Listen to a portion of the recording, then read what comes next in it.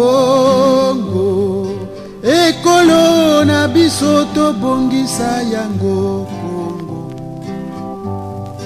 Congo, ekolo monene tobosana te. Congo, tolingana toyokana Mes chers compatriotes, mesdames et messieurs, le monde change, les gens évoluent. Aujourd'hui, les gens pensent que nous pouvons aller au-delà de ce que nous imaginons sans pourtant faire des sacrifices. Les sacrifices peuvent être intellectuels ou encore un effort humain. Même la Bible, pour ceux-là qui prient, pour les chrétiens, les gens ne veulent pas mourir. Par contre, ils ne s'y rendent pas compte, si vous ne mourrez pas, vous ne pouvez pas aller au paradis. Malgré le paradis, c'est un bonheur pour certains, mais ils ne veulent pas mourir. Raison pour laquelle, dans le monde actuel, il nous faut faire des sacrifices. Ces sacrifices ne viendront pas pour moi, ni pour toi qui me suis aujourd'hui. Et si les sacrifices, une prise de conscience, pénètrent pour l'ensemble des gens, le monde pourra changer exactement. Mesdames et messieurs, mes chers compatriotes, je suis Harold Ejibert Nombo, membre de la majorité présidentielle et président du devoir patriotique. Vous conviendrez avec moi, comme je l'ai dit, monsieur le ministre, s'il n'y a aucune application. Je l'ai dit tout à l'heure, l'œil du maître engraisse le cheval. Et l'œil du maître permet le cheval. S'il veut qu'il aille à gauche, il va à gauche. Et si c'est à droite, à droite.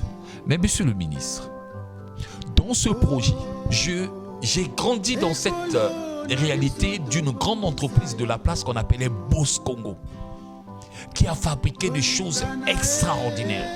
Là où la plus grande réalité des soudeurs sortait de là.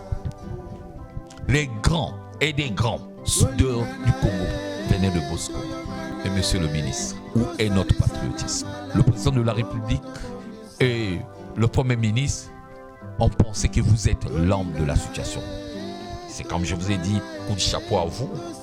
Vous avez compris qu'il fallait changer la réalité. La nôtre, oui, nous sommes contents. Personnellement, je vous dis, coup de chapeau. Mais l'application. Si le président de la République, en nommant le ministre, le Premier ministre, et que le Premier ministre vous a nommé, a permis que vous soyez là, c'est pour régler les problèmes des Congolais. Monsieur le ministre Malanda Samba, il est grand temps de descendre.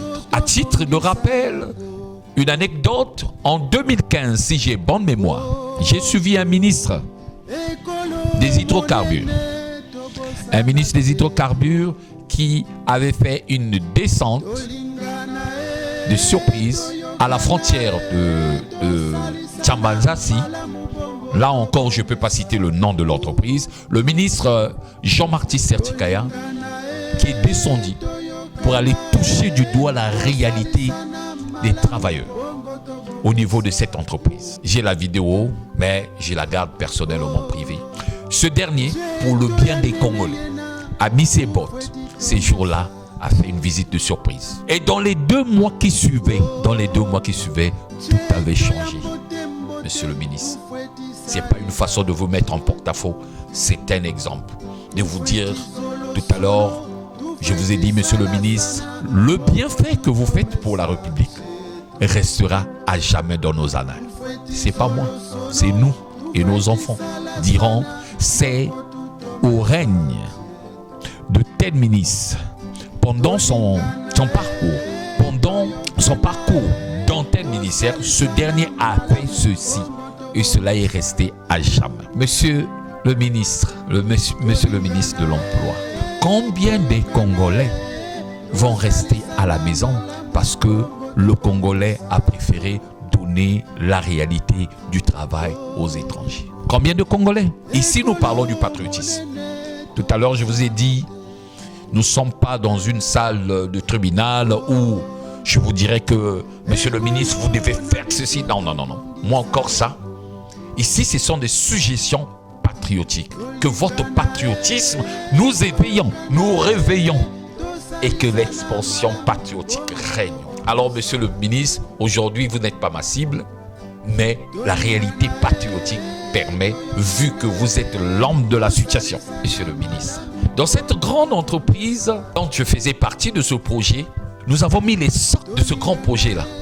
Et aujourd'hui, nous avons ce qu'on appelle un FPSO qui est là au large, là à côté de Pointe-Noire. Ce n'est même pas aussi loin, c'est à Pointe-Noire là.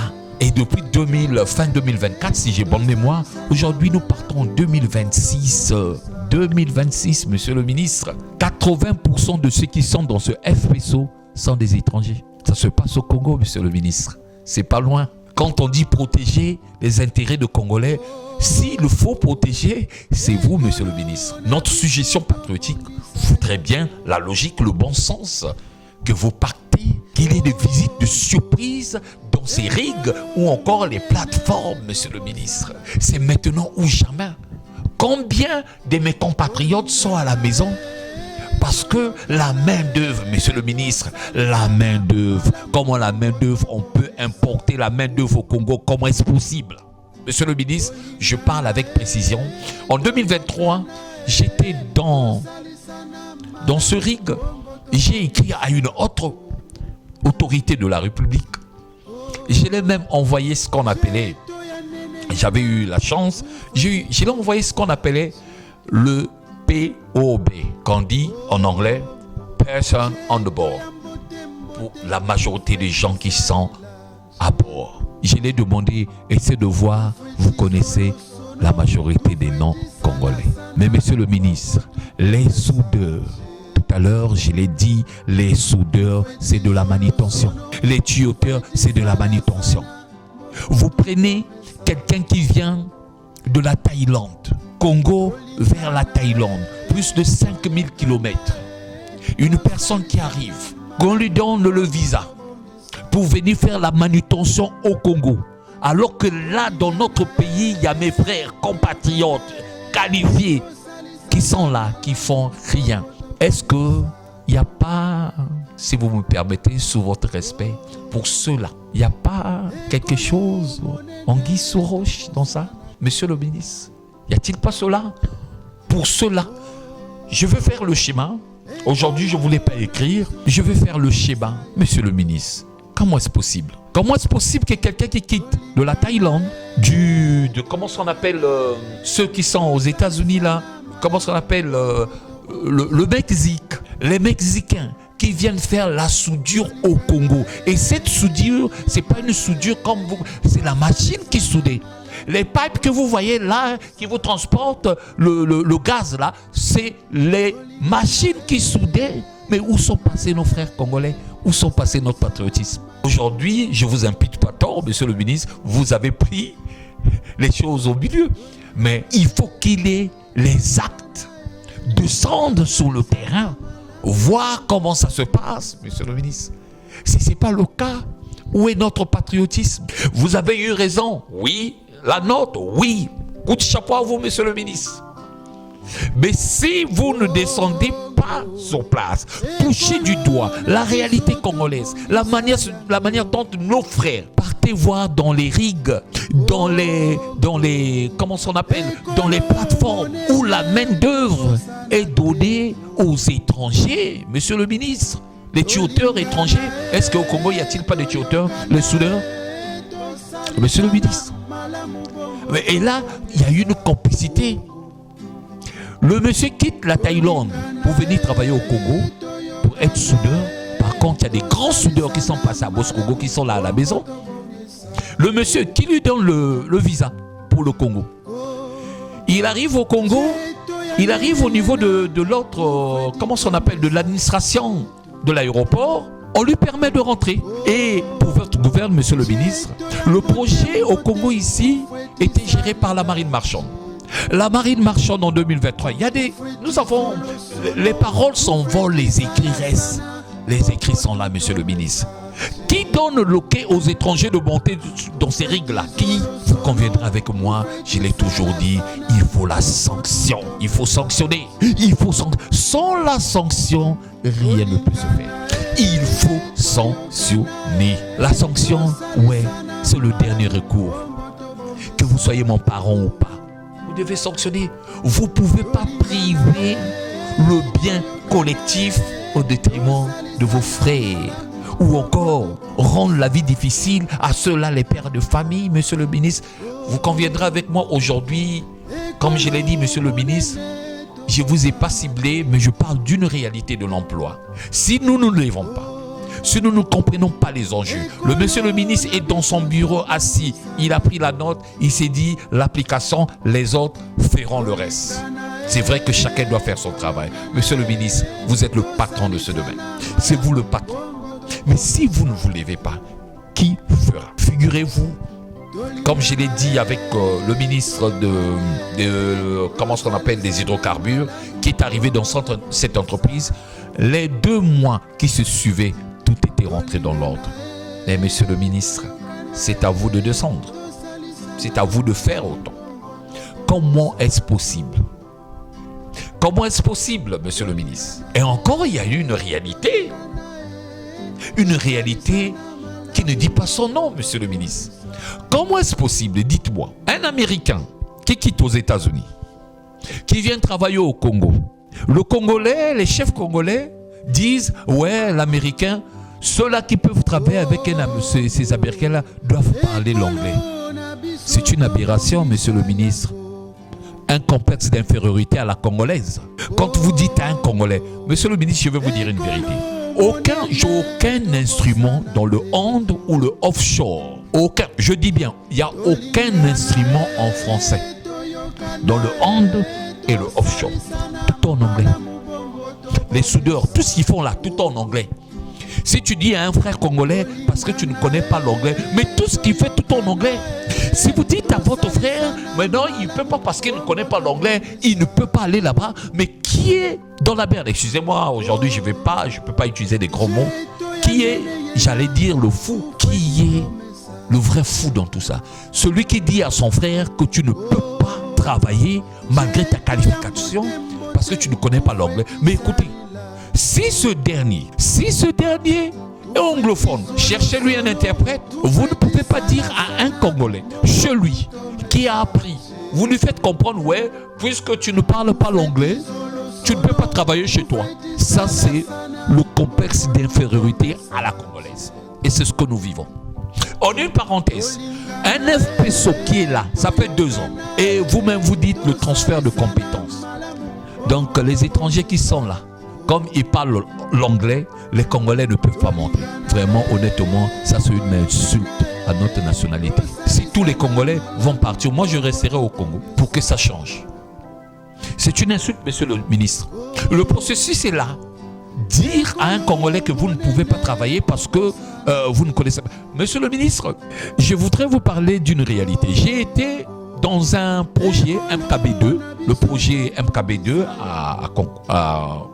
comment on appelle, à l'autre là, au lycée de Tchambazassi, à Koundi, le projet MKB2 avec la société Tridon, géré par les Américains.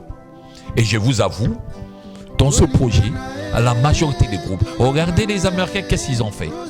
Chaque groupe des Congolais qu'ils ont pris, ils se sont arrangés dans chaque groupe qu'il y ait au moins 3 ou 4 anglophones. C'est vrai que la communication, s'il y avait un couac au niveau de la communication, et automatiquement, ce couac-là devait être pallié par les collègues, puisque je vous ai dit et je redis, tous les équipements utilisés dans le onshore et dans le offshore sont en anglais. Ce n'est pas de la magie. Vous allez dire à tous ceux qui ont fait onshore et offshore dans tous les domaines possibles, tout en anglais. Mais priver un père de famille, là c'est suicidaire, monsieur le ministre. C'est suicidaire. Où est passé notre patriotisme si nous nous levons pas? Monsieur le ministre, si nous ne prenons pas les choses au sérieux, si nous ne tapons pas sur la table, si nous ne disons pas et ça suffit, j'ai coupé le pain. Si nous ne faisons pas comme ce monsieur qui a dit je suis allergique à toutes les antivaleurs, ce monsieur qui a compris, c'est pas de la magie, c'est pas de la propagande, mais c'est une réalité.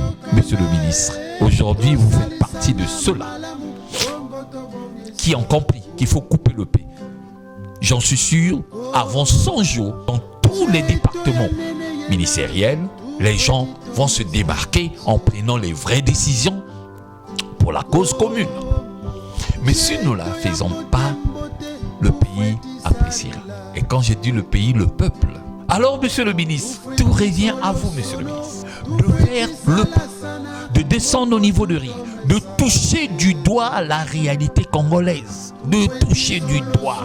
Cette réalité permettra le changement effectif de votre note que vous avez.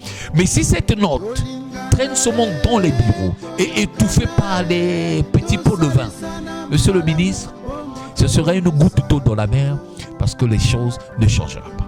Alors, monsieur le ministre, pour votre gouvernement, je suis obligé de revenir en vous disant, il est grand temps. Il est grand temps, monsieur le ministre, pour vous. Il est grand temps de changer les choses. Comme je vous ai dit tout à l'heure, les gars qui viennent de loin, les Thaïlandais qui étaient dans ce projet, les Mexicains qui ont quitté. Et le pire, ces gens-là ne payent pas les impôts. Comment est-ce possible? Comment toi, le Congolais, patriote, tu peux laisser ton frère souffrir et faire venir des gens de loin pour venir faire la manutention? Je dis bien, la manutention au Congo. Est-ce que le président de la République est-il au courant de cela? Ou ça se passe juste dans les bureaux? C'est la question qu'il faut se poser. Je ne pense pas. Puisque cela ne relève pas plutôt de la compétence du président de la République. Quand quelqu'un quitte si loin, qui ne paye pas des impôts chez vous, aucune taxe, déjà son billet, le billet de ce dernier, de la Malaisie jusqu'au Congo, on peut payer déjà 3 Congolais. Rien que l'aller, y compris le retour. Et dès qu'il arrive, il a 2 jours à l'hôtel. Il monte. Il va faire 2 mois, 60 jours. Là. Dans ce projet, la majorité des gens faisaient 60 jours. Pour des expats, 60, pour les nationaux, 30, parfois 40 ou 50 jours. Mais ces messieurs-là qui viennent chez nous, c'est pas de la xénophobie, hein, mais c'est une réalité.